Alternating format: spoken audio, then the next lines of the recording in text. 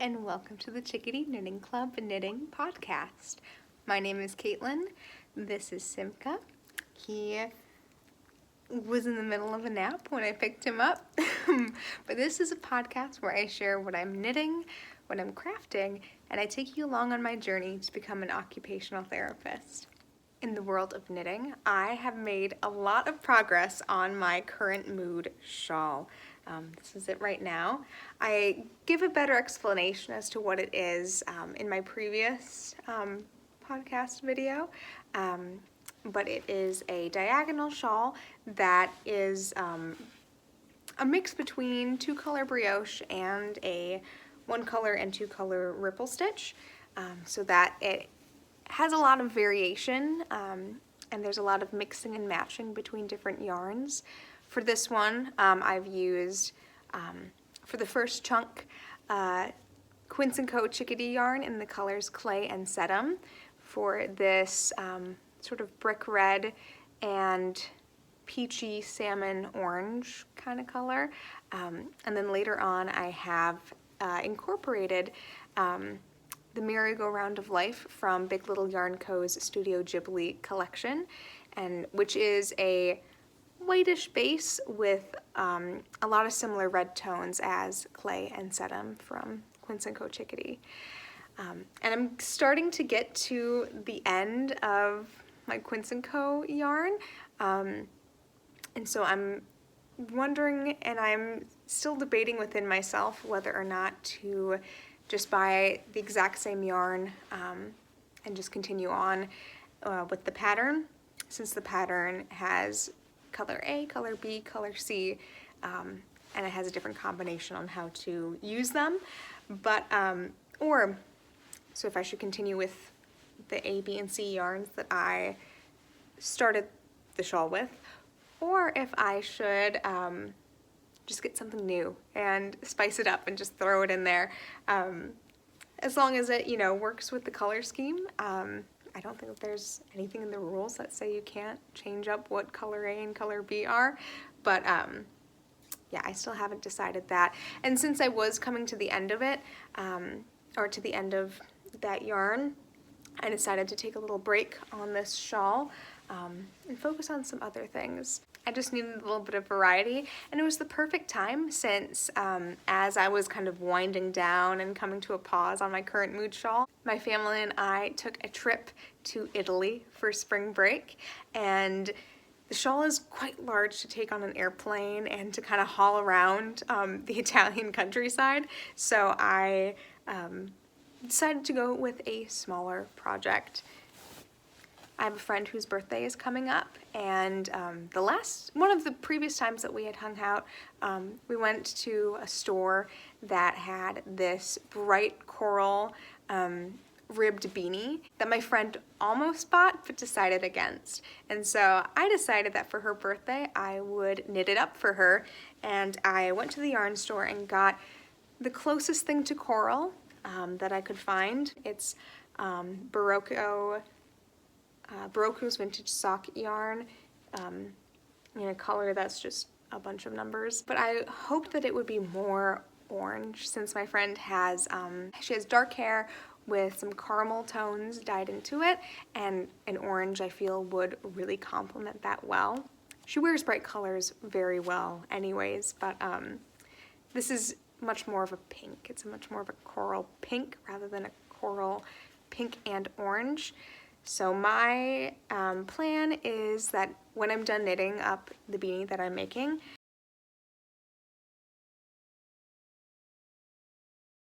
some onion peels to make it more orange. So this is the beanie so far. I'm being very delicate with it, since I decided to knit it on the very cheap circular needles that I bought years and years and years ago. That had been holding up very well until now, and they're all breaking all at once, and this one totally snapped. So it started out as a 2x2 rib all the way up, then it has a 1x1 rib, I think just to kind of have as the a nice snug headband, which then decreases into a single color brioche in the round. So it's very squishy, very stretchy, and very pink. And so I hope that by dyeing it, it might turn into more of that orange coral that I was looking for. But I'm going to knit up a little swatch and see beforehand, just so I don't potentially totally ruin the beanie.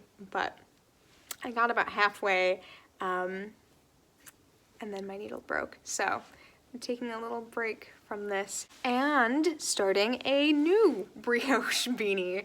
I think I mentioned last time that a bunch of my coworkers are all having babies at the same time, and so it's crunch time for me to make all my baby knits all at once. And so the first one that I'm working on is a 2-color brioche beanie in yarn that I bought 2 days ago, but I already forgot what it is, but all the information is going to be included below anyways. But it's in a classic purple and a very light gray, which are the school colors of the school that we both work at. So hopefully, my intention is that it'll be reversible, and I'm going to knit 2 of them because my coworker is having twins, and maybe she can decide whether or not to have them with the same side showing out, or have one be one side and the other flipped for the other, whatever she decides. And I always forget just how stretchy brioche is. So I did knit a little swatch, and I did, measure the gauge, and I found online, the proper circumference for like a 3-month-old infant hat. But this feels quite large to me, and it is extremely stretchy. And you have that little sense of fear that, like, oh no, it's going to be too big. But I keep reminding myself that for baby knits, it's always so much better to err on the side of larger than smaller, just because then there's more chance for it to actually be worn and not either be, worn once and then outgrown, or be too small and never worn at all. So yeah, I just have to keep reminding myself that it's all right.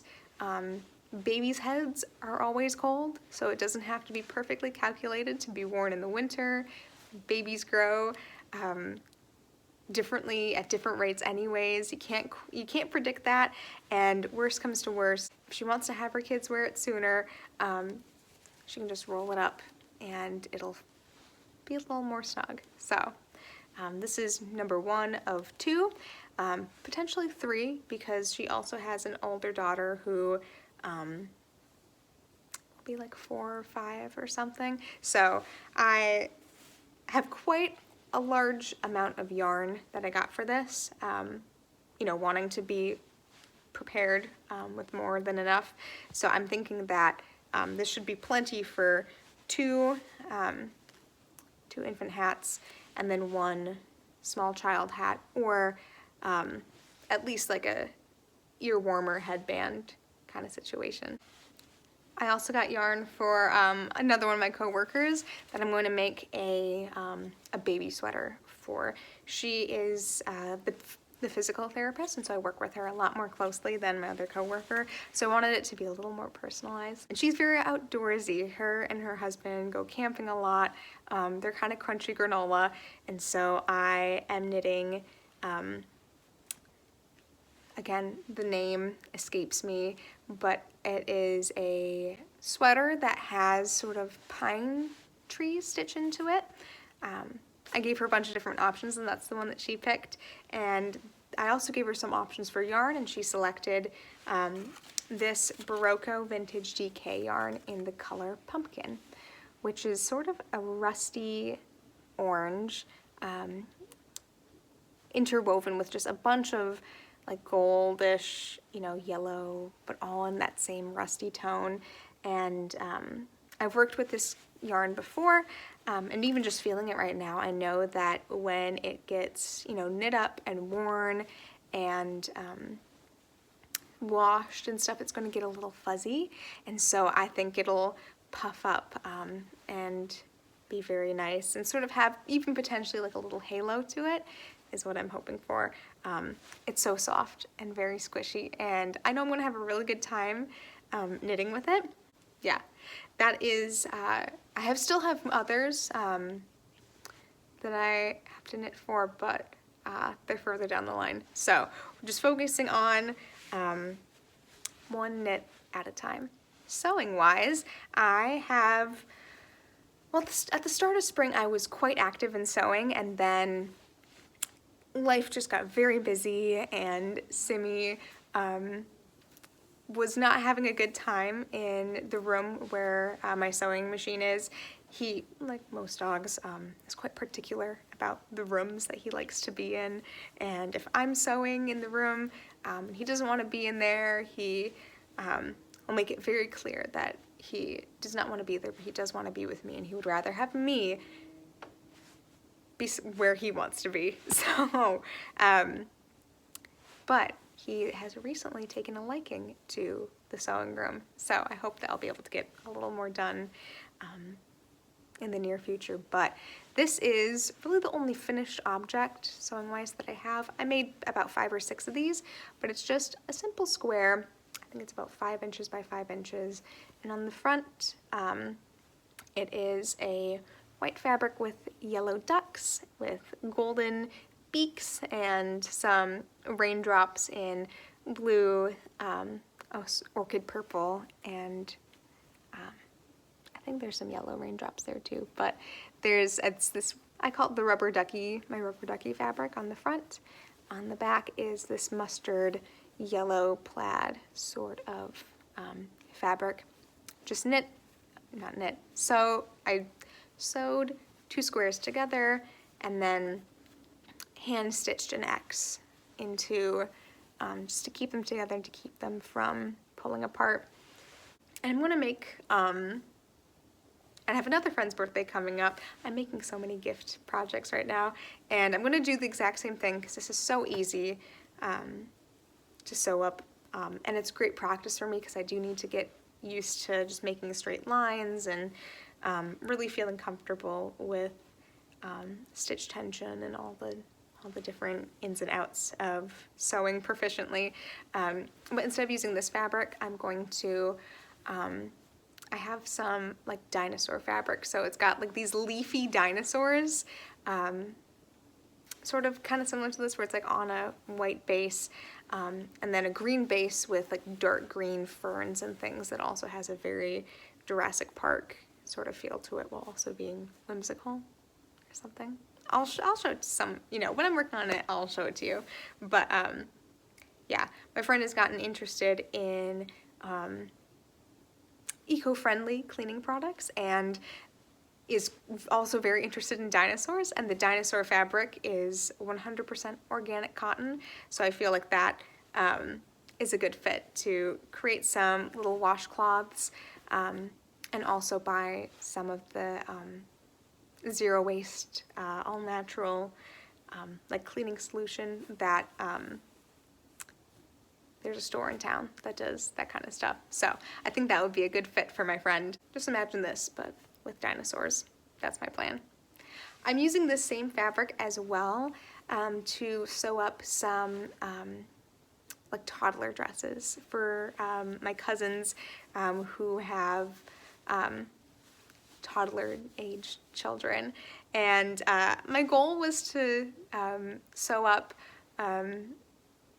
4 of them, 2 in each of these different fabrics, the rubber ducky one and the more mustard plaid, one of them being sized for their oldest child and the other for their youngest, but I overestimated just how much fabric I have, and yeah, when I was cutting it all, I only had enough to make 2 sized for the oldest, but that's okay because then the youngest can wear them when she gets to be that size. But it's taking so much longer than I thought. Who would have thought that just a small dress following a very simple pattern from a YouTube tutorial would take so long? But I think I've put in a total of like 6 accumulated hours of work on that, and I've only just cut out the front and the back and the 2 sleeves, but for both of the different dresses, because I know that once I finish one of them, I'm not going to want to go back and cut more fabric. So I have that all set, but I've really only just like sewed up 1 seam on 1 sleeve, and that's kind of it, because it takes a long time. Who would have thought?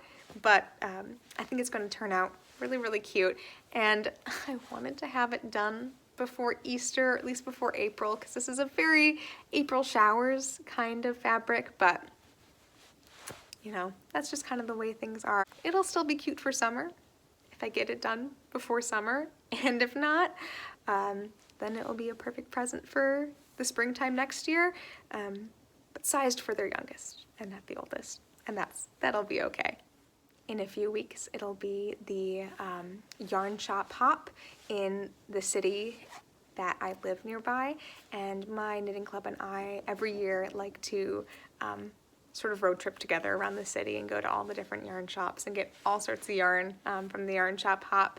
So I'm really excited, and the last time I went, I